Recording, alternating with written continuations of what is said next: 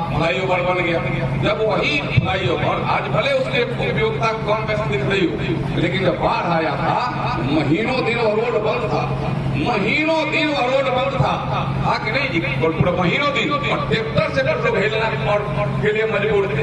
लेकिन आज उसकी चिंता खत्म हो गई। आप इस खंड पर जाइए, मलमलिया के आगे आप इसी रोड पर एक अच्छा सुंदर व्यवस्थित फ्लाईओवर बन गया है। तो यह काम 100% रेल की योजना, एक पैसा राज्य का नहीं लगा, 100% रेल के उसमें दिया है संजय तिवारी जी, एक पैसा किसी का नहीं लगा। तो यह काम आपका सीधे आगे भी हो रहा है और आगे भी होगा, यह मैं विश्वास दिलाता हूँ। एक ही बात मैं कहूँगा आप सब कि हम सब अपने आत्मभाव से सब प्रयास करेंगे। हम एक प्रयास से कुछ नहीं होगा। जब हम सब प्रयास करेंगे तो कोई बाधा नहीं होगी, कोई रुकावट नहीं होगी। प्रयास हम सबको करना है।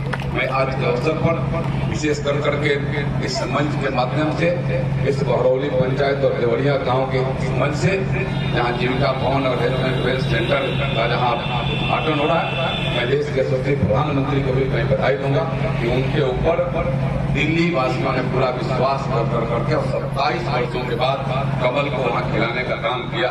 और दूसरी विशेष करके पूर्वांचल के अपने भाई और बहनों को मैं पूर्वांचल के क्षेत्र में वहां जब घूम रहा था चुनाव के क्रम में, तो पहले तो लोग वो चुनाव में तो बात नहीं सुनने के लिए तैयार थे। और इस बार जितने झुग्गी झोपड़ी है जहाँ पूर्वांचल के लोग हमारे भाई बहन रहते हैं, किसी भी झुग्गी झोपड़ी में जहाँ गए हों, मैंने हर लोगों ने सम्मान किया। पहले लोग तो कुछ सम्मान करके लुकाते थे, कुछ लोग मिलना नहीं चाहते थे, बाद में भले मिलते थे आकर के ये दबाव में है वहाँ गंदा पानी।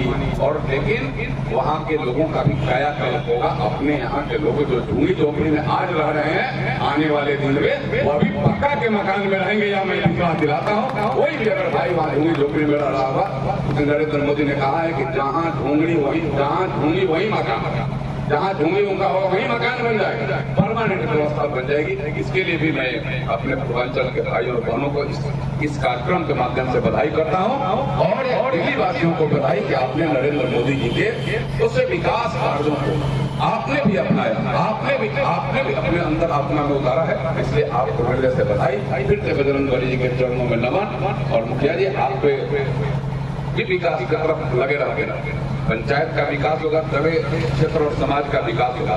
तो मैं इस विकास के कड़ी में एक कड़ी के रूप में मैं भी, मेरी आत्मा हमेशा भाव में लगी रहती है। आप लोग जो भी छोटे बड़े जो भी काम जब भी हमारे संज्ञान में आता है तो मैं प्रयास करता हूँ, चाहे कोई एक्सीडेंट का बात हो जाए, कोई थाना पुलिस का बात हो जाए, तो मैं तत्परता से उसको संज्ञान में लेता हूँ। हमारे प्रतिनिधि का सम्मान बढ़ेगा तो उसमें मुझे भी खुशी होगी, मुझे भी प्रसन्नता होगी। इस चीज को मैं करते रहता हूँ, आगे भी हम सब मिलकर के करते रहेंगे। यही आप हमसे आग्रह करते हुए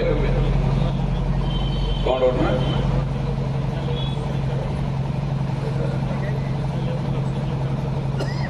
मत दीजिए भैया।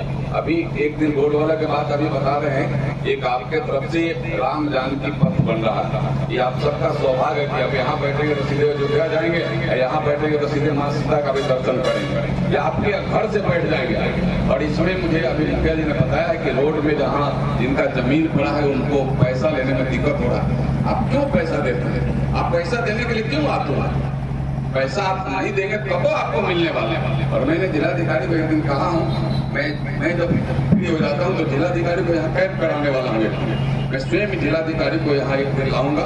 जिलाधिकारी स्वयं कुछ घंटे समय देंगे। उन्होंने मेरे बात पर उन्होंने कहा कि मैं स्वयं यहाँ आऊंगा और जहाँ जहाँ ऐसी कुछ समस्याएं होगी तो उसका भी हम सब मिलकर के निदान करेंगे। यही बात करते हुए फिर वाणी को देता हूँ विराम। बोलिए जय जय श्री राम। बहुत बहुत धन्यवाद मुखिया जी, बहुत बहुत धन्यवाद। और सभी को हम लोग से मेरा निवेदन है, या जो भी लोग आए हुए हैं, प्रसाद है शांति पूर्वक, जिस व्यवस्था से शांति पूर्वक आप लोगों ने सभा को संपन्न कराया, प्रसाद लेकर ही घर जाइएगा।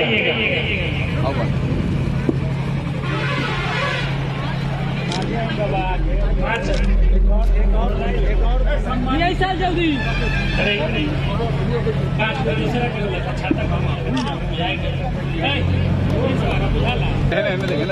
अभी पकड़ पकड़ी हाँ बहुत बहुत बहुत धन्यवाद।